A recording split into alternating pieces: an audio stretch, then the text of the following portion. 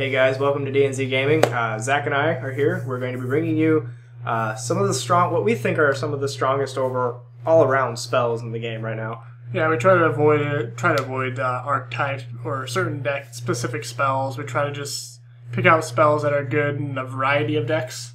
Yeah, we try to avoid spells like Rhoda and Sacrifice and things like that. Things that are only good in particular decks. So, right. Zach, what do we have as our first one? Alright, there aren't going to be any specific order, just we got some spells.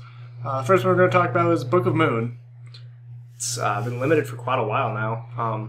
Yeah, it's been limited as long as I've been back into the game. Same. But yeah, it's pretty versatile. You can either use it to stop your opponent's plays, either stop their effects, stop their attacks, or you can even protect your own monster. Say you go in for an attack, they activate Mirror Force, you can chain Book of Moon, protect your monster for a turn, might end up dying next turn because it's probably got a low defense.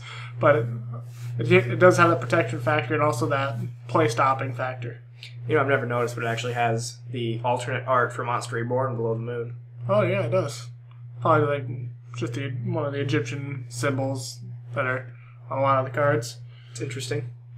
Alright, we're going to move on to our second one. What's our second one, Zach? Foolish Burial. Foolish Burial. It's been a little limited since I've been in the game. Yes, another limited card. I run it in several decks. Just about any deck that uses the graveyard can make pretty good use of this card. Or even if there's a card in your deck that you don't necessarily want to draw, you just need it for whatever, you can just activate this and dump it so you don't draw into it. Right, you can deck then, but a lot of time it's definitely because you want that card in your graveyard for a reason. Definitely. Drop the Plague Spreader, drop any malicious. Burning Abyss, an automatic effect right there. Shadal's automatic effect right there. Because that's what they need. We're going to move on to another one, and Soul Charge.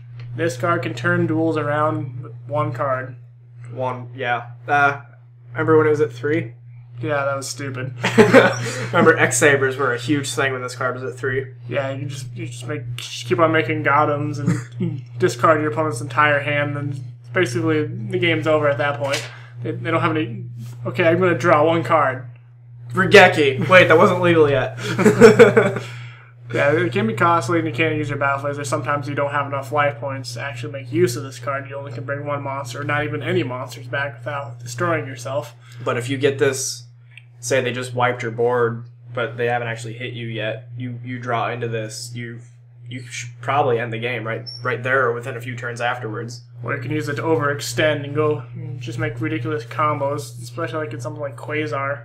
Make your first Quasar, just bring everything back, make another one. And then if you're running lava, it's just rekindling and do it all again. Yeah, this needs to turn a duel around, one card. We're going to move on to another spell in Regeki. I also want to mention Dark Hole, just because... certain decks, if they have effects like Gang Zing, Scraps, Burning Abyss, anything even some Archfiends.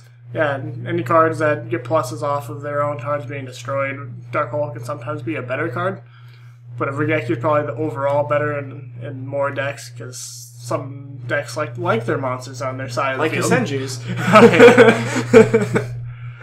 Yeah, but this came off the ban list.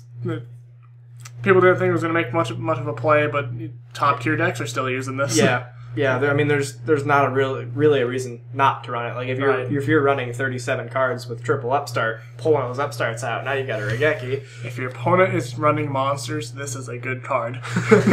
So you mean it's not good against Burn, or Chain Burn, or Exodia? Yeah, pretty much. Unless they've got that Royal Magical Library out there, and they didn't win turn 1. Right. You just happen to have this in your hand. Alright, gotta move on to another one, an Upstart Goblin. I just mentioned this one. When I first got into the game, I didn't really understand why this was a good card. Yeah, I get to draw a card when my opponent gains 1,000 life points, but then I realized that this card allows you to run 37 cards. Right, I was under the same impression. I felt like, well, if I wasn't running this card, I could run something I actually want to draw and not give my opponent 1,000 life points. But yeah, it allows you to deck then, have that 37 card deck, more chances to draw what you want. Some people argue that if you're running 3 of this, 3,000 life points is a lot to give your opponent. But let's be honest, guys, the game is going so hard into OTK, or just not let your opponent play. I don't really think 3,000 life points is going to make a huge difference. Yeah, it's OTK or stun, or you lost. There's little in between. Yeah, so 1-for-1 speed up plays, make plays where plays weren't. So Yeah. but with that, we're going to move on to another card and another drawing card, Pot of Duality. Upstart into Pot of Duality, I'll take that. Right.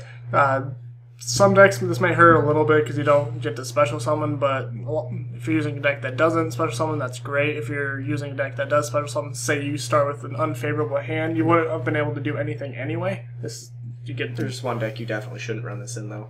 What's that? Infernoids. Yeah, probably not. But yeah, they can set up a play for next turn, get to see 3 cards, pick. And if you're using Senjus or it's another deck that does the normal Hunters. This card, I mean, you're not. Well, I guess you can't. You can run this in Volcanics easily. Yeah, definitely. I run triple of it in my Volcanic deck. Yeah, you got it. It's a great card, guys. Yeah, I mean, yeah. it's been reprinted so many times, but it's a still mistake does stop this because it's not actually a draw. So. Right, because you still have to add. But yeah, this is still like a $2 or $3 card. It's been reprinted like 10 times. It's a reason it's still a $2 or $3 card. No kidding.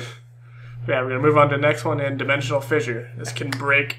This can break decks. I realize not every deck in the game can use this, but I personally use a couple decks that can, and I've activated this against Light Sworns, Shadals, Mermails. I had a Mermail back when Mermails were tier 1. I had a Mermail guy fold turn 2 because I activated this turn 1. Yeah, like I said, it can just break a deck and bring it to its knees. Like a lot of decks need their graveyard. They have discard effects, but a lot of them say discard to the graveyard. If it doesn't go to the graveyard, they don't get. Yeah, they don't get that. Can they even discard it at that point? No, because it has to hit the graveyard for the cost. Yeah, but if it just says discard, they can. If it says discard to the graveyard, nope.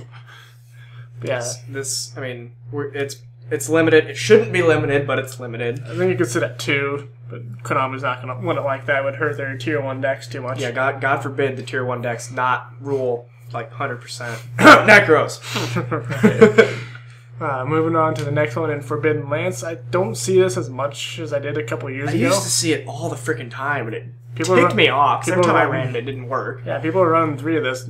I don't see it a whole lot anymore, but it's still a good card. It can still really mess up one of your plays. You can either make your opponent lose that 800 attack, protect your own cards. There's even a few situations you can target your opponent's monsters so they can't be targeted by other or unaffected by other spell and traps. Yeah, I'm trying to think of an example here. It's not working very well. An equip spell, some sort of thing that's allowing them to do the Shadal equip fusion. Right. There's an example. Just stop the play right there. I mean, not a whole lot of people use that, but that is an example. Right. But yeah, it's very versatile. You can be using the damage step to boost. You can also be using your own monster to get out of a Mirror Force. Mm-hmm. Moving on to another one, Necro Valley, another card that can bring decks to their knees. Some people argue that this is just a Gravekeeper's only card, but this is not true. As Zach and I have discovered, Zach recently put it in his Yosenju deck, along with Royal Tribute. Yes. And it works very well. It's also great for Malefics and a field spell. Why not use Necro Valley? Yeah, if you can work this card into your deck and not have it hurt you, by all means, do it. So many cards now play with their graveyard that if you take that away from them, it's like Dimensional Fissure. It just cripples them. Right. Yeah, and it's can also very good matchup against the Spiritual Beast too, because they can't banish the cards in their graveyard, which is a thing they do. This would also, it wouldn't hurt. Well, it would hurt Necros, because Necros, the spells have to banish them and a monster. Mm-hmm. So, yeah. But you would say no to that. Yeah, it hurts my Gishkis too, which is kind of sad. And Unicorn bounces Valkyries back to the hand. That's not allowed. Not with Necro Valley. Not with Necro Valley. This is our last one, Mystical Space Typhoon. One of the best cards in the game, in my opinion. To me, it's a 3 or nothing card. This card's actually been limited at one point. Really? A long time ago, it was limited. It was that good. Quick play, destroy 1 spell or trap. But, I mean, it can get rid of that pesky back row if you want to go in for big play. Say they flip up Vanities, you say no. Just chain it, get rid of it. Flip up Venus Chain, say no. Get rid of any continuous. It's almost a negation of the that's the crazy thing is people argue that MST doesn't negate, which it doesn't by all means. But if they flip up a continuous trap and you chain MST to it, it destroys the trap before it can resolve. so you don't get effects. So you indirectly negated that continuous trap and allows you to keep doing what you're doing.